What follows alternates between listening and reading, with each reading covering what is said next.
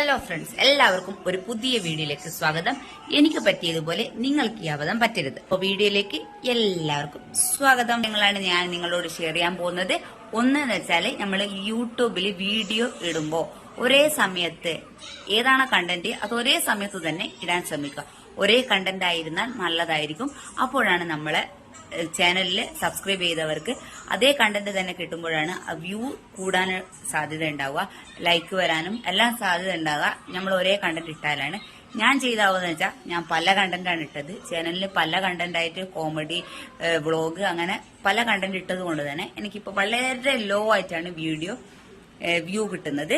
പിന്നെ long video ചെയ്യുമ്പോൾ സ്ഥിരമായിട്ട് ചെയ്യാൻ ശ്രമിക്കുക. ലോങ് വീഡിയോ ഇടുന്ന സമയം കൃത്യമായി കീപ്പ് ചെയ്യാൻ ശ്രമിക്കുക. ഒരു സമയത്തിന് വൈകുന്നേരം 5 മണിക്കാണെങ്കിൽ വൈകുന്നേരം മാത്രം ഇടുക. അങ്ങനെ ഒരു സമയം കീപ്പ് ചെയ്യുക. രണ്ടാമത്തെ കാര്യം എന്ന് വെച്ചാൽ നമ്മൾ ഇട്ട വീഡിയോ ഡിലീറ്റ് ആകാതിരിക്കാൻ ശ്രമിക്കുക. വ്യൂ ഇല്ലാന്ന് കരുതി ഡിലീറ്റ് ചെയ്യാതിരിക്കാൻ നിങ്ങൾ ശ്രദ്ധിക്കുക.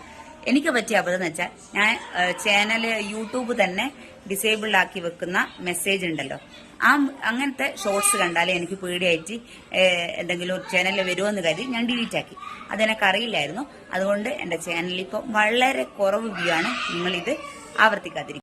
അപ്പോൾ വീഡിയോ ഇഷ്ടമായ ലൈക്ക് ചെയ്യാനും സബ്സ്ക്രൈബ് ചെയ്യാനും മറക്കില്ലല്ലോ. വീഡിയോ ഡിലീറ്റ് ആക്കിയാൽ നമ്മുടെ വ്യൂ കുറയാനും യൂട്യൂബ് റെക്കമെൻഡേഷൻ കുറയാനും സാധ്യതയുണ്ട്.